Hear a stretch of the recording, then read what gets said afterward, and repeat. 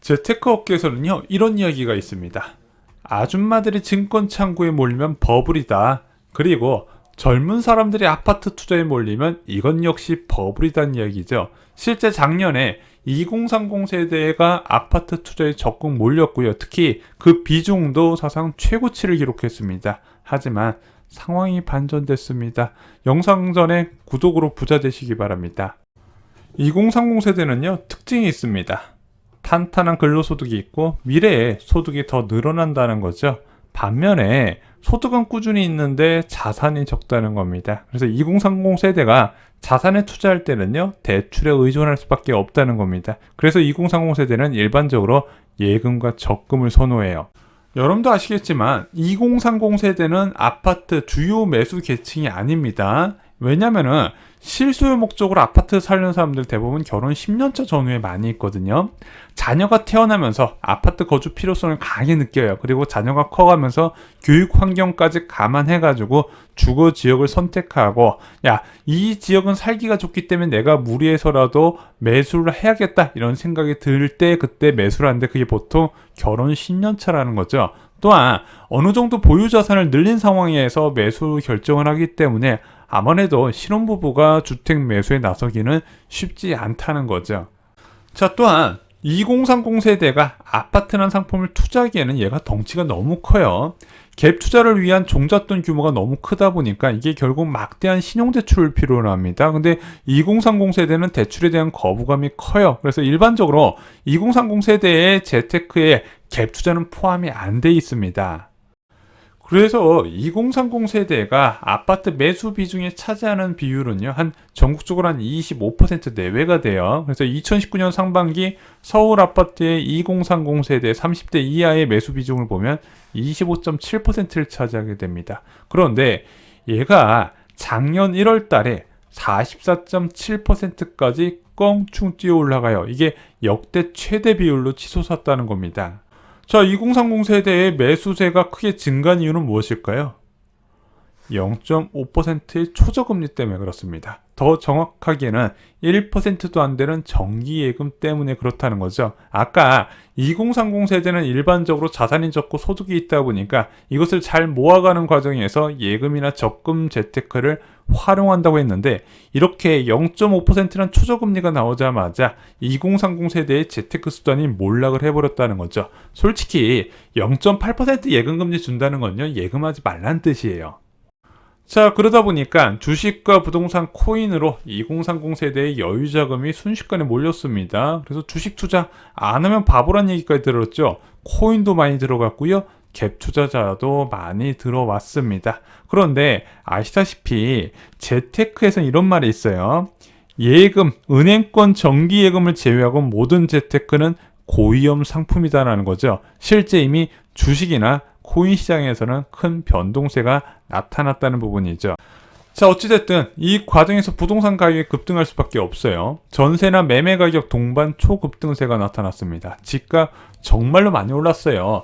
2019년까지 주택 가격이 많이 올랐다, 이때도 미쳤다 생각을 했는데 그 이후에 한 번 더 크게 점프를 했다는 부분이죠. 문제는 매매 가격뿐만 아니라 전세 가격까지 같이 급등을 해버렸다는 겁니다. 0.5%란 초저금리 상황에서. 왜냐면은 예금금리가 낮다는 거는요, 그만큼 전세대출금리가 낮다는 얘기예요. 그래서 2020년 3, 4분기에는요 거의 전세자금대출금리가 2%가 안 됐어요. 1%대였단 말입니다. 그러다 보니까 전세 수요가 폭증을 했어요. 왜? 5억 전세 대출 받아서 내가 가진 현금 1억, 2억 보태서 신축 전세 아파트로 옮겨갈 수 있더라. 그래도 이자가 한 70, 80만 원밖에 안 나오니까 안 받으면 바보, 이런 이야기까지 나왔다는 거죠. 자, 전세가 급등은요, 실수요자의 자포자기로 이어지게 됩니다. 이렇게 생각하라는 거예요. 나만 집 없이 평생 월세 살 것 같다. 더 늦기 전에 실거주 집을 사자. 그래서 원래 전월세로 거주해야 하는 초기 신혼부부까지 대거 내 집 마련에 나섰다는 거죠. 아예 신혼집 자체를 매수하는 사람도 꽤 있었어요. 그래서 이런 초저금리 상황에서 주택가격이 계속 올라가다 보면 이게 가수요를 발생시킨다는 부분입니다. 이 과정에서 대출은 폭발적으로 늘어나게 됩니다. 2016년 말에 대한민국의 GDP 대비 가계부채 비율이 87.3%였는데 104%까지 올라가게 됐어요.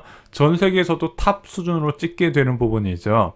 자산이 많지 않은 2030 세대가 아파트 매수에 나서게 된다면 결국에는 부채를 적극적으로 활용할 수밖에 없다는 거죠. 원래는 그렇게 많은 부채를 끼는 거에 대해서 거부감을 느껴야 되는데 주택가격이 워낙 장기간 상승하고 예금금리가 바닥이다 보니까 그런 생각을 못하는 겁니다. 이때는 그런 것이 당연한 줄 알았다는 부분이죠. 화폐 가치에 대한 불신이 극에 달았다는 겁니다. 또 이때는 저금리가 굉장히 오래 갈 줄 알았어요. 지금 같은 인플레이션을 생각하지 못할 때였습니다. 불과 1년 만에 상황이 180도 바뀌었습니다. 기준금리가 2.25%가 됐어요. 자, 코로나19 이전에 1.25%에서 0.5%로 되니까 사람들이 미친 듯이 자산을 매수했는데 1.25%가 아니라 지금 2.25%가 됐고 연말 기준금리 3%까지 올라간다는 거죠. 솔직히 이거는 올라도 너무 올랐다는 거예요. 아마 이렇게까지 올라갈 거라고 아무도 예상하지 못했을 겁니다. 자, 예금금리가 올라가게 됩니다. 예금금리가 올라가게 되면 2030 세대는 더 이상 위험자산에 투자하지 않는다 말씀드렸죠. 당연히 은행으로 뭉칫돈이 몰려들게 됩니다. 또한 똑똑한 자산가들은 아파트를 처분하고 장기채를 본격적으로 매수하기 시작을 해요. 머니무브가 심각하게 일어나기 시작했다는 겁니다. 자, 그러면서 2030 세대의 아파트 매수 비중이 크게 감소했어요. 30대 이하 서울 아파트 매입 비중이 2021년 7월에 44.8%였는데 자, 올해 7월 달 봤더니 24.8%로 20%포인트 딱 잘라서 날아가 버렸네요. 그만큼 매수 비중이 원래 수준으로 돌아왔다는 겁니다. 가장 큰 원인으로는 역시 이자 부담 상승이죠. 주택담보대출금리 평균이 지금 4% 초반이 됐습니다. 일반적으로 3% 중반을 넘어가게 되면 차주 입장에서는 부담스러워하는데 4% 넘어갔네? 이거 못 받아요. 못 받는 금리라고 보시면 돼요. 그럼 한참 사람들이 집 열심히 살 때 금리가 어느 정도였다? 2% 초반이었다는 거죠. 따블됐습니다. 그래서 지금 대출금리 자체도 무섭고요. 앞으로 추가로 올라간다는 이야기가 계속 나오니까 매수는 엄두도 못 내는 상황이에요. 게다가 지금 DSR 한도 적용이 확대가 돼버리면서 지금 어지간해서 신용대출과 주택담보대출 동시에 끌어쓰는 거 다 막힌 상황이죠. 그러다 보니까 2030 세대의 매수가 크게 차단이 된 겁니다. 자, 실수요 목적으로 차단되면은 야, 갭 투자라도 할 수 있잖아. 그런데 30대 이하 갭 투자자들도 유입이 차단됐다는 부분이죠. 일단은 이 사람들은 자산이 적기 때문에 신용대출 의존도가 높을 수밖에 없거든요. 근데 지금 강력한 규제가 시행 중이죠. 신용대출 1억 받고 1년 내 규제 지역에 집 사면 대출 회수되는 방안.